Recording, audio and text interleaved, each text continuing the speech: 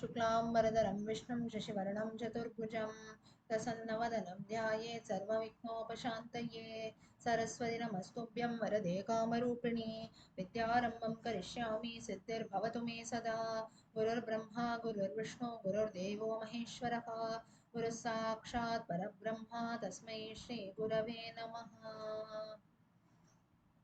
Okay.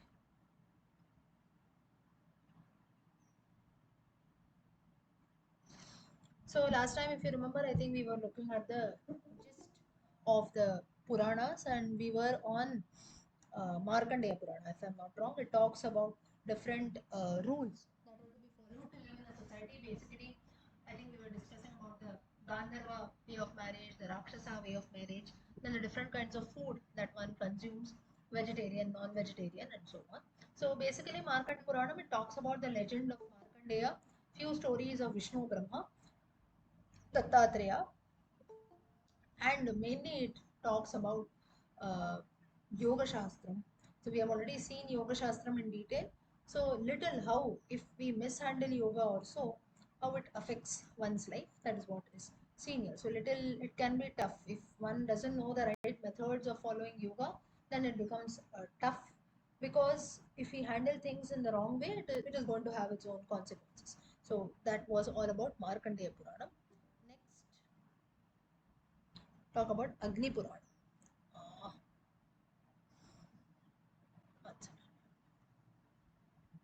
yeah. Now, Agni Puranam, if you remember, we had already seen one topic from Agni Puranam, that is nothing but Dhanush Shastra, Dhanurveda Shastra.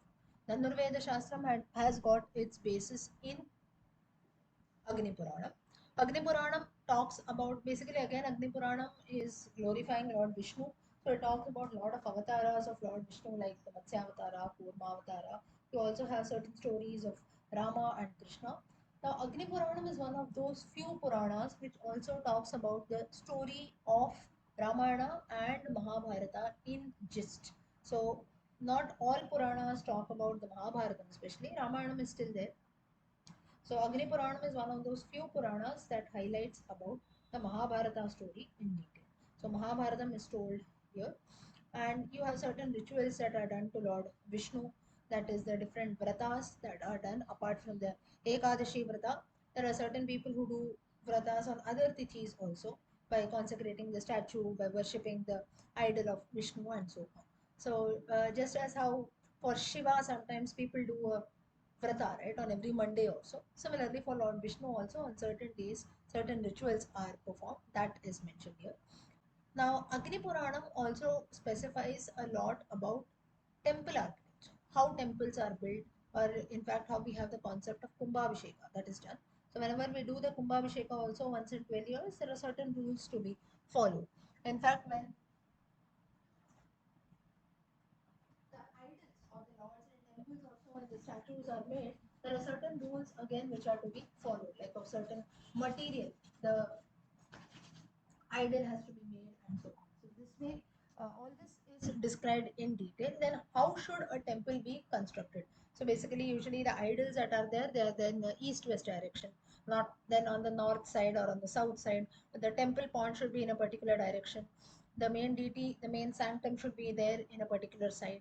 Then you should have the gopuram in maybe at the entrance of the temple and so on. The gopuram, then you have the main entrance, then in all four directions at times few temples have entrances and so on. So like this, these rules that are there, how a temple should be constructed, what is the engineering and so on. In fact, now recently if you check out in the news, you have I think the Ayodhya temple that is there in a certain way. The architecture and the temple is constructed that the sun rays directly fall at the face of the Lord, right? Or maybe the Mahalakshmi temple of Kolhapur. How during 3 days, the first the sunlight falls at the feet, then in the navel part, and then at the eyes of the goddess. So when all this happens, is how the construction has to be done. It should be done in such a way that the sun rays maybe fall at the feet or fall at the face of the Lord. So this has got lot of research, and our ancestors were very much you can say they had a lot of knowledge on this. That's the reason temples could be constructed in this manner. Next is now even when we have something called a prana pratishta, even during our house pujas also you have a griha pravesha puja or a small ganpati puja also, or whenever we start something we make a small ganesha, right? Usually that is made of turmeric. We use that, and before we start something, it can be not only a puja, anything auspicious that we do. Maybe for Diwali also, if you see, when women start making sweets, before that they'll make a small Ganesha. Or maybe on every Sankashti, if you make modaks or so, or that time also you make a small Ganesha. So it's just a significance that before I'm starting something, that it's like the prana pratishtha or something auspicious. Everything whatever I do, it should all lead to auspiciousness. So before, similarly, whenever we start, we consecrate the murti also, statue in any temple, there are certain rituals that are to be followed. That's what I told you about the kumbhabhishek. The idol also that is made, it has to be made using certain metals and specific substances only. And then now it's not just a mere stone, right? We attach a lot of, there's a lot of attachment, divinity, bhakti that people have. So to get all those components, of course you cannot get bhakti into a stone also, but once the idol is consecrated, we don't look at the idol as a mere stone, right? Like say for example, again you take the Ramlala idol of Ayodhya. Before it was it's just maybe black marble or whatever it is. It's actually a stone, but we don't look at it no, as a stone any longer, right? Because it has got certain materials also. And even while consecrating the murti, the carver has used, the sculptor who was there, while he was carving it, he has definitely used certain tools also, certain mixture of metals, and that's how the murti is consecrated. And then auspicious day has been chosen, and that's how the consecration is done. So on which days the murti should be consecrated in temples, how should the mixture of metals be, how the statue should be chosen, and so on. All this is again mentioned in detail in the Agni Purana. Next, it also stresses a bit about Ayurveda Shastra. Like now, Ayurveda Shastram and the remedies, for now, there is a small difference here. Agni Puranam talks about a lot of Ayurvedic plants and their medical benefits and so on. Whereas Garuda Puranam talks about various diseases and their remedies. Now, those remedies are also from Ayurveda Shastram only, the treatment using different plants, mixture of different plants, and so on. So, all that is there. But the only difference is here in Agni Puranam, you don't have the mention of different diseases and disorders, just the description of various Ayurvedic plants and herbs. That is what is mentioned here, and their benefits that is used. Like, for example, a very common thing, some people, when we have cough also, we use a particular plant, right? Or when we have these aloe vera and things like that, or maybe the tulsi patram and so on. All of them have got their own medicinal qualities also. So some of that we know because it's quite popular, and maybe in our family lineages also it is told, our grandmothers told, that's how it is passed about. But all Ayurvedic plants have their own medicinal properties, so that is also described in detail in this Purana. Next you have the Agni Puranam is the basis of, like Dhanurveda Shastra, it is a basis of astronomy. So the placement of different planets, how they are placed, on basis of that, how you have the phenomena of the eclipse, or maybe the equal days, equal nights, equinox, solstice, and so on. All that is also mentioned in the sorry, in the Agni Purana. Next, the statecraft, when we speak, that is again somewhat similar to Dhanurveda Shastra. How archery weapons and so on, that is Dhanurveda Shastra.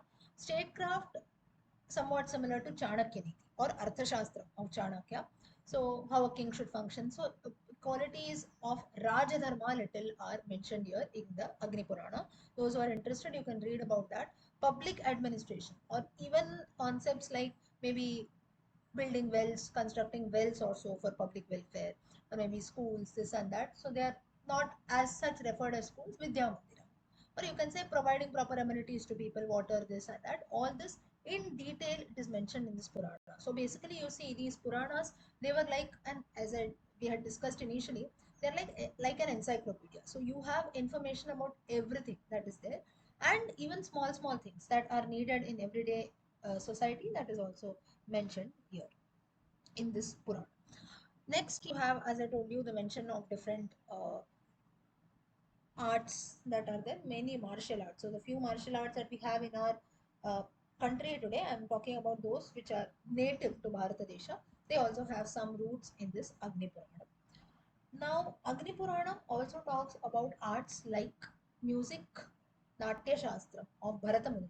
Now, Natya Shastra is actually written by Bharata Muni, wherein he talks about the Navarasas and so on. That also has been given in detail in the Agni Purana. Navarasas, Shringara, Raudra, Bibhatsa, Hasya, Karuna, and so on. So, the different emotions basically. And it also talks about Chanda Shastra. Chanda Shastram, how things are composed, how in a particular meter poets compose verses, shlokas. It is again not limited to religious literature alone, any poetry or any drama that is composed. Like, for example, the Vedas have a different chandas, Gayatri, Brihati, Anushtup, Trishtup, and so on. These are all Vedic chandas. The most popular chandas that we know is Anushtup Chandaha. The first piece of Sanskrit literature, Ramayana. It is composed in Anushtup Chandaha by the sage Valmiki. Gita, Vishnu Sahasranama, Lalita Sahasranama, the various stotras that we have, mostly everything is the Anushtup Chandas. Anushtup Chandas, the rule is that every part of the verse should have, or you can say in one single line, if you consider, there should be 16. So 8, 8, 8, 8. That's how the letters are divided in every charana of the verse. So verse, if it is divided into 4 parts, each part should have about 8 letters. So this is a rule for Anushtup Chandaha. Like this, there are many chandas like Bhujanga Prayatam. So we have the different Bhujanga stotras that are composed by Shankaracharya, like Subramanya Bhujangam, Sharada Bhujangam, Ganesha Bhujangam, and so on. So Bhujanga actually means a snake in Sanskrit. So the tune when we chant, it moves as if like the movement of a snake. Then you have different chandas like Upendra Vajra, Indra Vajra, Shardula Vikritam, and so on. So these are all names of different chandas or meters in which verses, shlokas also are composed. In detail, Chanda Shastram is a study in itself. Chandas comes in the Shad Vedangas also, Chanda Shastram, that is there. Next, again, like all other Puranas, the last part, if you see, it also talks about Varnashrama Dharmas. So, Varnashrama Dharma, basically in every Purana, almost it is highlighted how a person belonging to every caste, not actually caste, let's call it as a class also, or an ashrama, how that there are certain rules, like for Brahmacharya Ashrama, there are certain rules, Grihastha Ashrama, there are certain rules. So, what are those rules? What are how dharma should be followed? That is mostly in every Purana, those details are given. So that is nothing but Varnashrama dharmas. So Agni Puranam, if you see, it talks about, it is a blend of different stories, avatars of the Lord. Then it talks about both our epics, Itihasams, Ramayana, Mahabharata. It talks about certain rituals that are auspicious to Lord Vishnu. Talks about generalized topics like temple architecture, how murtis should be consecrated, Ayurvedam, and also about statecraft, astronomy, Dhanurveda Shastra. Chanda Shastram, Natya Shastram. Lastly, it also talks about Varnashrama Dharma and about lineages of many kings. Again, this is a topic which is common to all Puranas. Lineages of various kings and dynasties. So, Soma Vamsham, Surya Vamsham, and so on. What were their stories? So, lineages, that is history of various kings, is also mentioned in the Agni Purana. So, Agni Purana, a very interesting Purana. It is a blend of different topics altogether. Agni Purana. Now, Agni Puranam, roughly, if you consider it, is a text which has got a blend of Vaishnavism, Shaktism, Shaivism. So, it also is a text which is very impartial. It doesn't stop at anything. It talks about all topics in general. So that is this Agni Purana. Agni Purana is a very interesting aspect of the Agni Purana. So it's not that there is a distinguish or other Puranas they have, you can say they talk only about one lord or so, but little Agni Puranam is quite generalized in nature. Doesn't talk much, like it doesn't specify only about one topic alone. Now, roughly, if you consider the amount of verses, is Agni Puranam roughly has about 12,000 to 15,000 verses. That's what is said about Agni Purana. Now, and it is divided into various chapters. Now, Agni Puranam is one of those few Puranas which have been read even by foreign scholars also. Here, it's not that now some people will like it, some people will not like it, but why this I'm highlighting this point is mainly it shows that it was also referred by scholars belonging to other lands as a reference text. Just as we refer to different books, right? If you want some information also, we refer to different books. Similarly, here the Agni Purana refers to different texts. The Agni Purana was referred by various scholars belonging to other lands, other countries also because of its nature, because of its encyclopedic nature. And it never, like, it is not limited to only one topic. Okay, I'll talk only about music, arts, dance, and so on. No. Or I'll talk only about weapons, statecraft. No. It's got varied topics. It talks about everything in general. So this is a very, you can say, very interesting aspect of Agni Purana. Further, Agni Purana, if you see, Now, all the Puranas, they were all recited in this holy place of Naimisharanyam. Similarly, Agni Puranam also is told. In fact, it is said that it was first told by Agni himself to Vasishta, and Vasishta later told it to Vyasacharya. That's how the Agni Puranam has passed about. And Agni Puranam, if you see, it is one of those Puranas which till date is used for, you can say, if you want to know about a particular topic in detail, till date it is studied for that. So it can be talking about statecraft, astronomy, or anything. Because it covers various sciences, there are people who refer to Agni Puranam till date for reference purposes, especially research scholars also. So this is about Agni Puranam. Okay, could everyone follow till here? Agni Puranam? Yes. Yeah. Next is Bhavishya Purana. Now, my request to all of you personally is to read the Bhavishya Purana in detail. I'll tell you a reason for this. Bhavishya Purana, little whatever I have gone through, Bhavishya Purana very clearly talks about, and why I'm basically highlighting is it removes all our thoughts of, you can say, which religion came in first or how the different communities came in, why we have so much of, you can say, fights going about. Bhavishya Purana talks about Islam, Bhavishya Purana talks about Christianity, Bhavishya Purana also talks about Buddhism, Jainism, and so on. How these cults or how these communities came into Bharatadesha, how they evolved, and how they spread.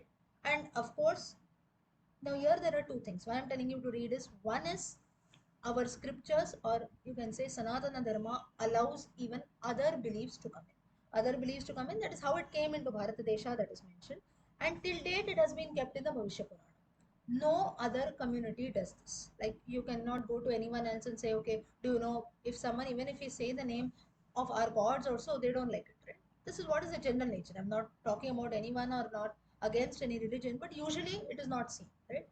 Why you do about our religion? Why you want to think about others? Whereas Hinduism or Sanatana Dharma has always respected and accepted other religions, other practices also. That's the reason till date in Bharatadesha. Of course, in other countries also we have blend of religions, but Bharatadesha, why our country has got people belonging to all communities and all sects, is because we have provided equal respect. Our scriptures also have got a mention of that. This is Bhavishya Purana.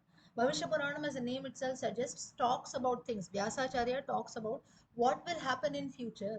So that's when you have the emergence of natures and certain cults. That is, certain people coming in. So you also have the reference of the Muslim holy places like Mecca, Medina, how Muhammad came in and how the start of, you can say, Islam started. Then you also have about Buddha, Jainism, and also about Jesus, that is the spread of Christianity.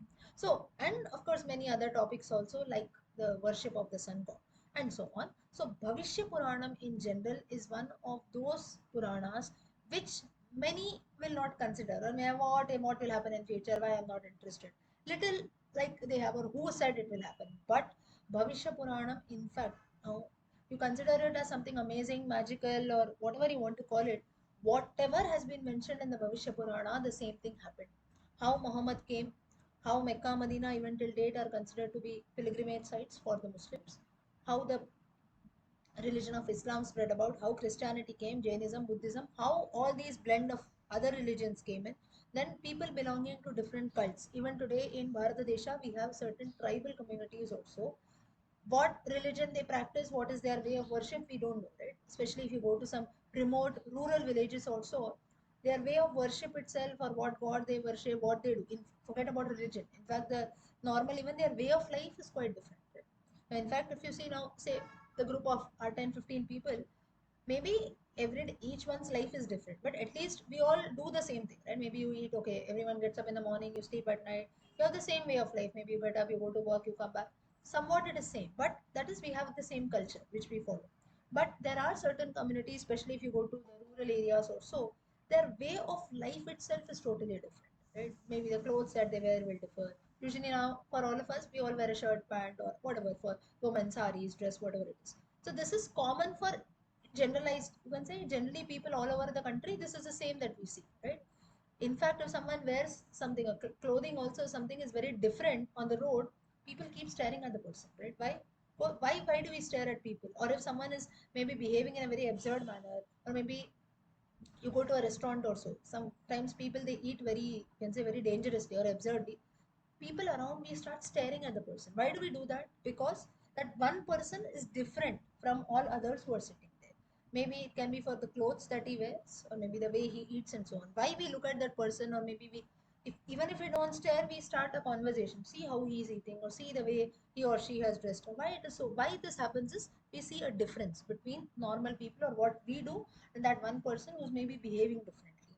So therefore, not only people belonging to different communities, also these certain you can consider as tribal communities maybe in today's times, their way of life was totally different. It did not match with the culture, but these communities till date are also there in today's times. You can consider the tribal communities that are there. All this is mentioned in the Bhavishya Puranam, and whatever has been mentioned in the Bhavishya Puranam, the same we are witnessing till date. This why I'm telling this is because I have gone through a bit about that, so I can tell you. That's the reason I told you all of you please go through. It should not happen. Okay, she is telling I believe. You believe, you don't believe. For our own understanding, we should definitely go through the Purana in detail.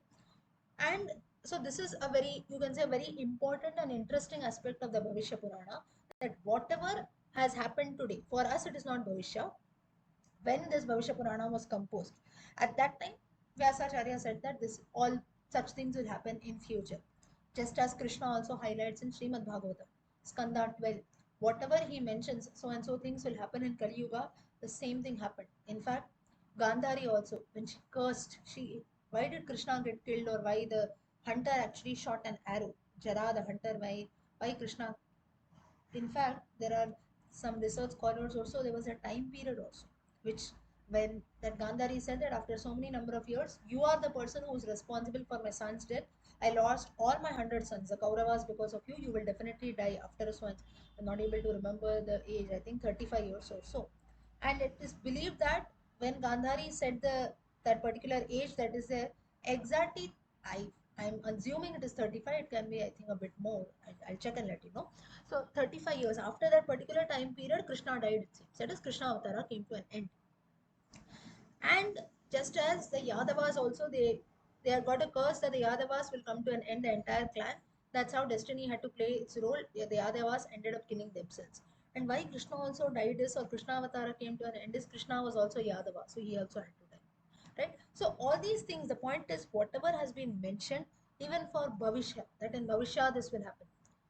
Srimad Bhagavatam, I'm just giving you different examples. Srimad Bhagavatam Mahatmyam, when we read, which is a part of the Padma Purana, which I think we have already discussed, in that you have the story of Bhakti. Bhakti is nothing but devotion. So, Bhakti in those times was a human character. And it seems that she was initially in Gujarat, sorry, she was initially in Dravida Desham, that is today's Tamil Nadu also. Slowly she started traveling up. She went to Karnataka. That's when you have people like Purandaradasa, Tyagaraja, and so on, who are known for spreading bhakti. Then slowly she comes to Maharashtra. Maharashtra, again, you have the bhakti movement, different Abhangas, Tukaram, Namdev, and so on. Finally, today she is in Gurjara Deshe, it seems. Gurjara Deshe is nothing but today's state of Gujarat. Till date, Bhakti settled herself. And that's how it is believed. Even today, if you go to Uttara Bharatam, especially Gujarat, and in general, if you see Uttara Bharatam, their Bhakti is more. That doesn't mean that Dakshina Bharatam Bhakti is less. But their way of showcasing Bhakti, you see, I'll give you, it can differ from person to person, but in general, if you see, Dakshina Bharatam, people focus more on rituals, rites, rules, and so on. Uttara Bharatam, what people do is, it's okay. They might not know 10 things or so, but they will have utmost bhakti. Someone tells them you just sing the names of the Lord, full day they'll sing, sit and sing, right? You go to all these places like Kashi or all those pilgrimage sites, it is so crowded and you have so many sadhus, people singing about. You go to any arti or so, very nicely people will raise their hands up and they'll start singing, they'll start dancing in joy and so on. Dakshina Bharata, little if you see, they are all a bit hesitant. Why? Why should I show my bhakti from outside by dancing and jumping in joy? Instead of that, I'll chant mantras also, or I'll do rituals in the right way. If you go to any temples of Dakshina Bharatam also, you'll not find people dancing in joy during Aarti times and maybe rising her up, hands up and jumping in joy. So we are always worried, oh, who'll take my bag, who'll take my purse, and so on. Now, this is not a comparison also, but it depends that wherever we go, depending on the place, there are certain cultures or customs that differ, right? So that when we see this today also in Uttara Bharatam, that is because Bhakti has settled herself in Gurjara Deshe. That's why all these, maybe you go to Dwarka and temples like that, you can actually see people maybe. Why do they even lift up their hands is to make the Lord, to tell the Lord that I have come to meet you. So that is one reason why people do. Now, even if you don't do that, the Lord is going to see you, right? That's what we believe. But and a sense of bhakti that these devotees have. So bhakti also, if you see, initially was born in Dravida Desham. She moves about bit to Karnataka Desham, Maharashtra Desham. Finally, she settles in Gurjara Desham. That's the reason today bhakti, you can say, overflows in Gujarat and Uttara Bharat. That's what you can consider. So like this, these are certain things or assumptions that have been told in our own culture. Give you some examples from the Ramayana also. Sita, while she was spending, she had a very good time with Rama initially after their married life. Very casually, one fine day, she makes a statement that I don't want my children to grow in the kingdom, also, I want them to grow up in a forest around natural surroundings. That's when the most. And why Rama asks, she said, no, so she says, no, I like to live in natural surroundings, I like the forest very much.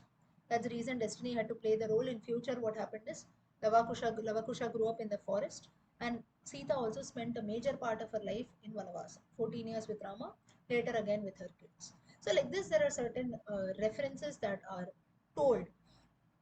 And yeah, of course, in the Mahabharatam also, you have certain such predictions. So, Bhavishya Purana highlights about all these things. A few other topics is like the Garuda Puranam, it talks about uh, different rituals that are to be done for people who have died and so on.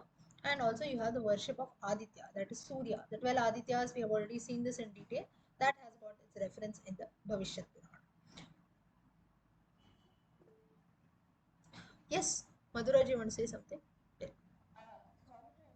Mm.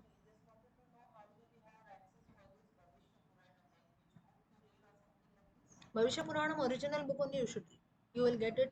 Yeah, I will share a link also online. If I get some link, I will share. Especially if you go to this the Gita Press publication, they have these books, the original books. Yes, Gita Press Gorakhpur.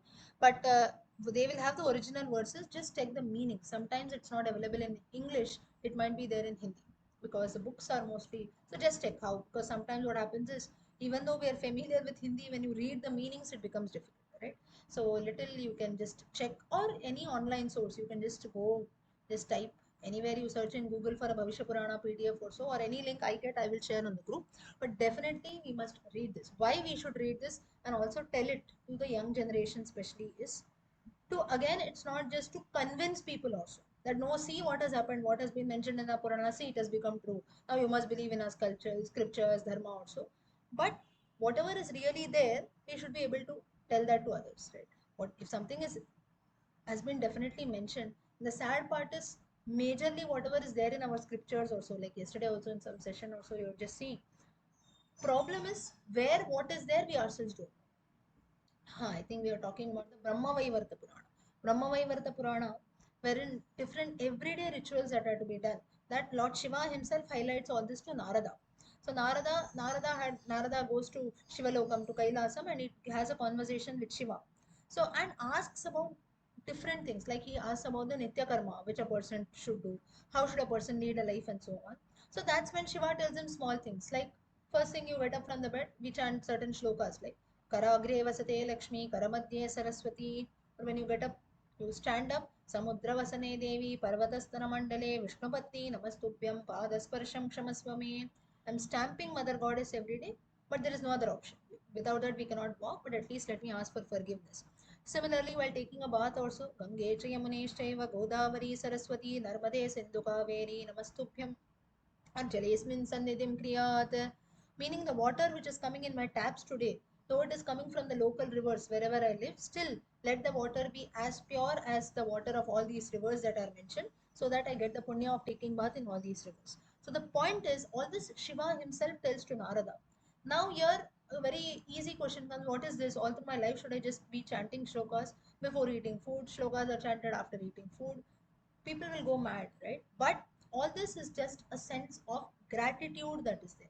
Now, had given an example saying that the small kids also we teach them, right? If someone gives us something, gives a child something, the parent immediately says, say thank you, right?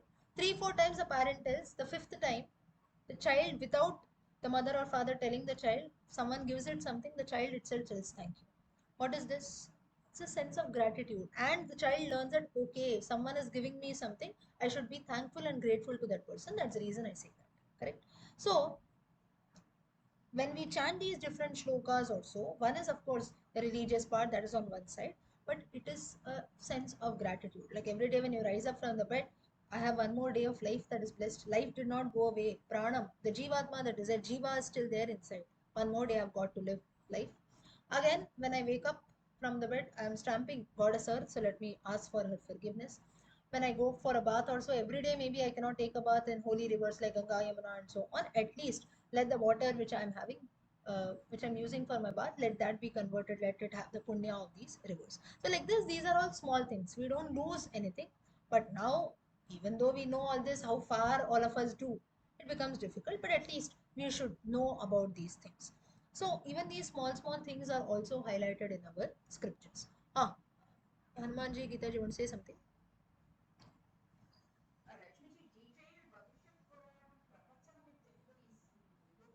It is there. Huh. Okay. So you can just share that link with me. Those who can understand Telugu, maybe they can refer. Hmm.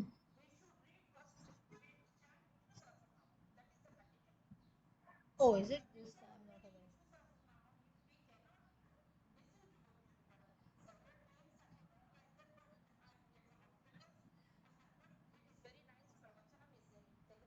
Okay. So yeah, so you can just share that with me. Maybe those who want, they can listen to that. Yeah. Okay.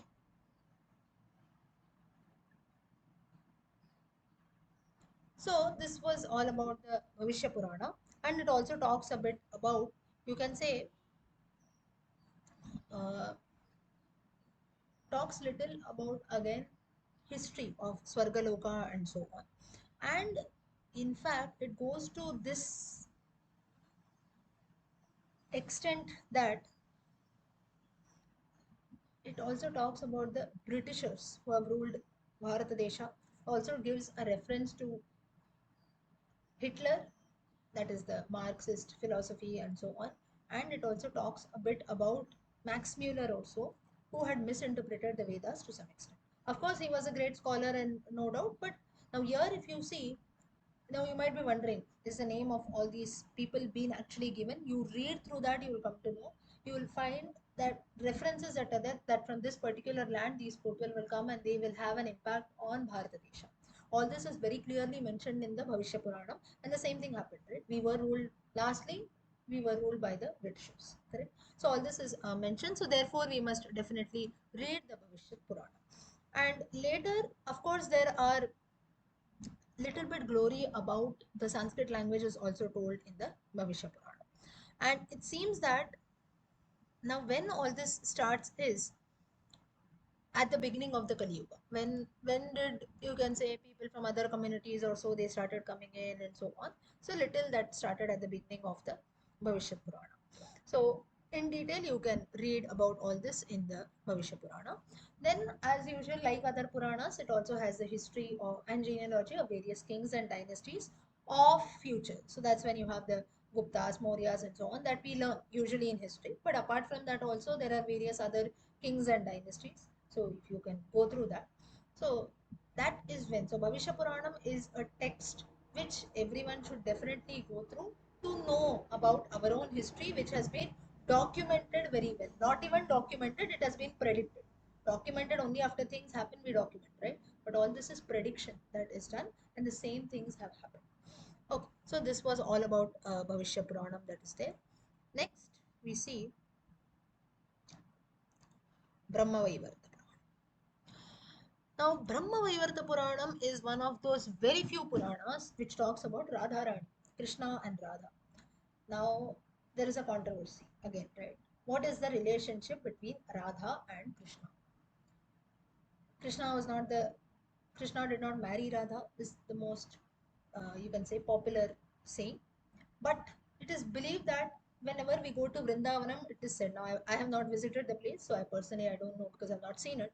But what I've heard and read through is there is a particular place in Vrindavanam, a forest, wherein Radha and Krishna's marriage is said to have taken place. Of course, she doesn't fit in the Ashtamahishi list, the eight principal chief queens of Radha. But what was the main purpose of Radha and Krishna? What was the main purpose of showing the relationship? Radha is not a mythical character. To spread the feeling of love and affection in the world, that is the main purpose of Radha and Krishna avatar. That is there. Mutual love and affection that is there between people. Today, if we have, now when I say love, it can be only not only towards one person also, even to our own, forget about people, even to our own pen also we develop affection, right? No, this is my pen. We think 10 times before we give it to someone. Our own small things, it can be even one's own pillow. Even if that gets changed, we start crying, right? No, I cannot sleep, I want my pillow, we start blaming, right? One's own pillow, one's own bed sheet, one's own pen. For us human beings, affection is at this level, ground level, right? But the towards fellow human beings also. Of course, Radha and Krishna, the love that they show, the affection that they show is towards all fellow human beings also. We must develop this mutual respect and love, affection that is there. Unfortunately, in today's times, we don't have that. If that is there, the world will definitely be a good place, right? Whenever we look at the fellow human being also, okay, he is also a creation of the Lord like me only. Just 1 minute, hold on. Brahma Vaivarta Puranam is one of those very few Puranams which I told you highlights about Radha and Krishna, and to spread mainly about the feeling of love and affection towards all things around us, and that's the reason why you see in Krishna Avataram everyone, including and even animals, gopikas also, everyone had this feeling of, you can say, affection, and they actually felt the separation, right? In fact, when Krishna left Gokula from Vrindavana, when he goes to Mathura, even birds, it is mentioned in the Krishna Leela stories that even birds, cows, all the gopikas, they will no doubt, but even the cows, the birds and small animals like even monkeys also, they also started bathing. So all this is like because of the separation that they felt from the Lord, because he had developed so much of affection and love, he had spread that amongst everyone. Now, Brahma Vaivarta Puranam, to some extent, if you see, some people will not like this. Thing is, it talks about Krishna and Radha as the supreme. So, Krishna is the supreme Lord, and Radha is the supreme goddess. That's what it talks about. And there are references which say that, like in the Brahma Vaivarta Puranam itself, it is mentioned that in fact Krishna is the supreme. Now, in general, what we know is Krishna is one of the avatars of Lord Vishnu. But here it doesn't talk about that. Krishna is, you can say, one level higher than Vishnu. That is what is considered. Now, let's not get into the controversy of this. The main purpose is, just as every Purana glorifies a particular deity at the top level as a supreme, similarly in the Brahma Vaivarta Purana, the Supreme Lord is Krishna and the Supreme Goddess is Radha. There are a lot of controversies around this. This is also one of the reasons why at times Brahma Vaivarta Purana is not considered one amongst the popular 18 Puranas, but in general it majorly talks about Krishna and Radha. Then it also talks about Golokam. Just as we have Vaikunta as a residence of Vishnu, Kailasam and Shiva, Golokam is a residence where both Krishna and Radha live. This is what is the belief. Now here lot of stories with regards to Krishna are mentioned, right? From his childhood stories, his Rasa Krida stories. So everything, whatever revolves around the life of Krishna and Radha, all that has been mentioned in detail in the Brahma Vaivarta Purana. Brahma Vaivarta Puranam also talks about certain stories of Ganesha. So again, one of the very few Puranas which highlight stories of Ganesha.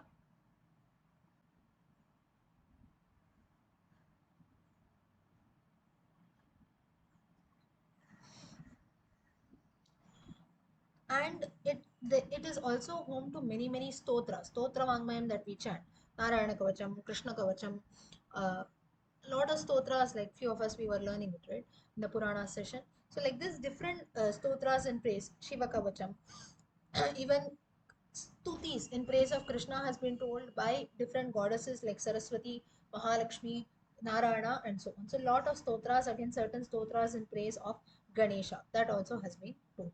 So like these different aspects have been covered in the Brahma Vaivarta Puranam. Brahma Vaivarta Puranam is also home to lot of stories around Krishna and a lot of Stotra Vangmayams also that is there. So Brahma Vaivarta Puranam basically talks about that.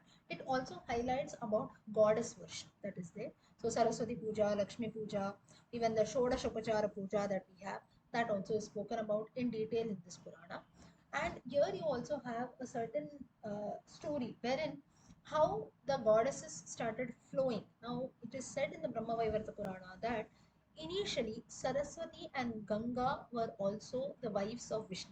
This is at the beginning of creation. Later, it is said that they were not even Vishnu. You can consider as Krishna because the supreme deity here is Krishna. Very interesting story here. And later, it is said that Saraswati was given away to Brahma by Krishna himself, and Parvati was given away. That is, goddess Durga was given away to uh, Shiva. But Shiva did not accept initially because Shiva was not interested much in being a grihastha because he was always engrossed in tapasya, brahmacharya ashrama. So he wanted to be always engrossed in that. But Krishna, he tells Vishnu, he guides and tells Shiva that you must, for the world to exist, Purusha, Prakriti, Shakti is very, very important. So you can marry, definitely you must marry Parvati and so on. But Shiva does not do that immediately. He says it will take some time. I don't want to marry immediately. So initially it was believed that Ganga, Lakshmi, Saraswati, in fact Ganga also, not Parvati as such. Parvati actually is the sister of Vishnu. Ganga Devi is also married. She is the second wife of Shiva. In fact, though she holds him, in fact, though he holds her in his jata, Parvati and Ganga are actually sisters. So that's how Shiva's wife you can consider, not maybe in general terms, but indirectly, because she's always there in his jata. So here one thing it so happened that once all these Lakshmi, Saraswati, Ganga, all of them they started indulging in an argument also, and Ganga and Saraswati they ended up cursing each other because of some argument that took place. That's the reason both of them cursed that both of us, like they cursed each other, that we'll be born in Bhuloka and we'll always be flowing. That's the reason why today we have Saraswati river that flows and also Ganga Nadi that flows. And Lakshmi, of course, she did not get into the argument that took place. That's the reason she did not get any curse.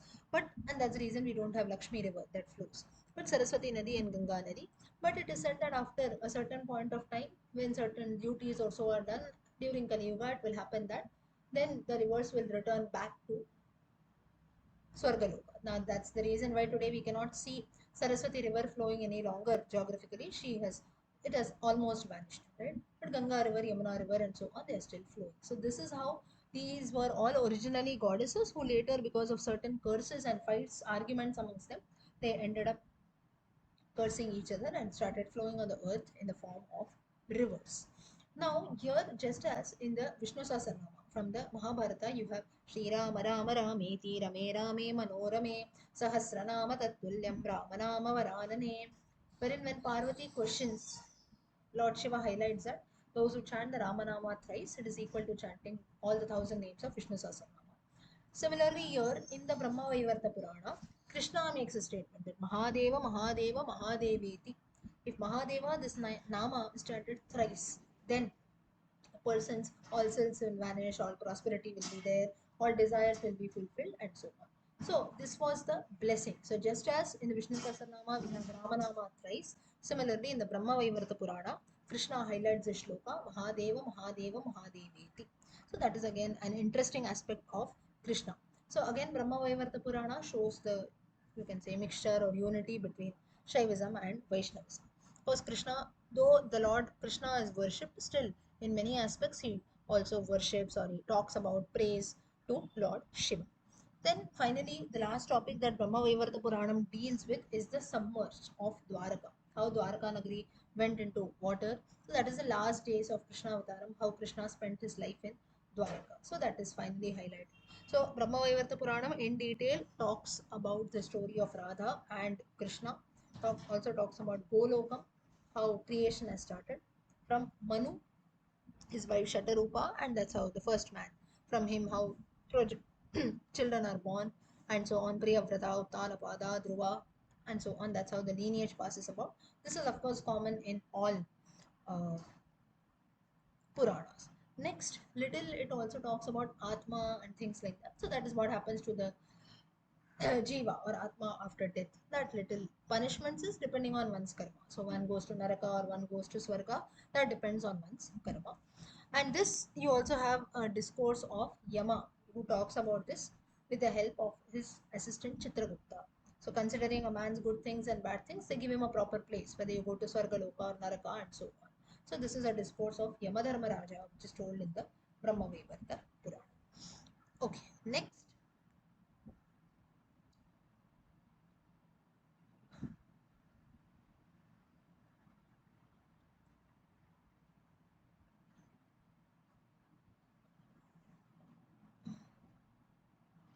is we just look at one more Purana, Linga Purana. Next is Linga Puranam. Now, as the name suggests, Linga Puranam talks about Linga or worship of Shiva in the form of Linga. Now, here again, Shivalingam, we have already seen in general about the origin of Shivalinga in a different topic altogether. And here, so Linga Puranam, so Shiva in the form of a Linga is worship. The origin of creation also is believed to have started from Shivalinga. Then you have different stories with related to the different Bhutaganas of Shiva or Aghora. When we say Aghora, now note one thing. Some people feel that Aghora is a very fierce form or so to look at. Now, if you see in the form in with regards to Shiva, the Bhutaganas, like you take an example of Nandi himself, Nandi or even the other Bhutaganas, their form is very absurd to look at. It's not like a normal human being also, but that doesn't mean that they are, they are not a great bhakta, they are not a great devotee and so on. In fact, the Ramana himself, Hanuman is a monkey, right? But he was a great devotee. So just one cannot go by the form that is there. So Aghora in general terms we consider someone who is very absurd or very, you can say, dangerous to look at, but it is not actually so. Then the story of Nandi is true. Now, mainly Linga Puranam is known for its geographical knowledge that it has given. So Jambu Dvipa and all the other seven continents mentioned is there, who also have the geography of Bharatadesha. Today we don't have much time, so I'm just telling you in just maybe we can look at this in detail. And mainly here, Linga Puranam also talks about Sangeeta Shastra. The Sangeeta Shastram has got its original roots in Samaveda. Next, it has got its mention in the Linga Purana. So all the seven notes, Sa, Re, Ga, Ma, Pa, Da, Ni, and Sa, Ni, Da, Pa, Ma, Ga, Re. So the Arohanam, Avrohanam, these notes of music are also mentioned in the Linga Purana. The different forms of Shiva are there. Majorly, the eight forms of Shiva. Now there can be different forms as per different references, different things would be mentioned. And mainly now Linga Purana, if you consider, unlike the Agni Purana, which was a blend of Shaivism, Shaktism, Vaishnavism, Linga Purana's whole and soul mainly talks about Shaivism only. And it talks about major festivals that are celebrated in Bharatadesha, especially in praise of Shiva. So like the Shivaratri and so on. And it has got certain stotras also in praise of Shiva. Along with that, Linga Purana also talks a bit about Sankhya Shastra that we have. Sankhya philosophy. It's a little bit philosophical also it gets. And when it talks about geography, as we saw, it talks geography of not only continents and countries, also about the solar system that we have. So the sun and the various planets that are there around and how the sun influences every planet. Now we know about the sun influencing the earth, right? That's the reason we have day and night phenomena that takes place. Similarly, for all other planets also we have the influence. So what we study today in modern geography, those roots are there in the Linga Purana. Just as the sun has an impact on Prithvi, on earth, similarly it also has an influence of other planets also. That is the reason why in geography, if we study the rotation and revolution that takes place for every planet differs, right? I think for Jupiter also it is the longest, more than 100 days or so to complete one rotation, revolution, this and that. So like this, when things are there, all these aspects are mentioned in the Linga Puranam. Now, this why we don't know is because for us it doesn't matter. The sun has got an influence on other planets also. It doesn't make any difference for us because we are concerned with Earth, But what happens to other planets also, that also has been given. Then Shivalinga, if you see now, when we had studied this topic of Shivalinga, we had already seen this. Shivalinga as such, there are different types of Shivalinga, if you see. Now, for this, the best example is you look at the 12 Jyotirlingas that are there. The Jyotirlinga of Somanatha is different, of Trimbakeshwara has different, maybe it is below, you can say in the ground also, right? That is the Shivalinga is not, the lingam as such is not that wide. Then if you go to Kedarnath also, it is like the back of a hump of a bull. So like this, there are different shapes of various Shivalingas. Some are also double Shivalinga. In fact, if you see, we have seen Shivalingas having even the mukha, the face of Lord Shiva. So like this, there are different Shivalingas. How these Shivalingas have come up, what is the story behind them, that also has been mentioned in detail in the Linga Puranam. Linga Puranam also highlights a bit about Dana Dharma. So that's the reason why whenever we do something auspicious or even during Shraddhadi karmas, we do some kind of Danam, right? Doing Danam is very, very important. It can be to one's own guru, needy people, or to anyone around. Some kind of Danam is usually done. So only then, whatever task or puja, anything that we are doing, that attains fulfillment. That is what is the belief. So this is little about Linga Puranam. So 11 are done, still few, 7 more to go. Sorry, 7 more to go. So for today we will stop here. We start with the next Purana next time. Namaste, Hari Om, Dhanyavadaha.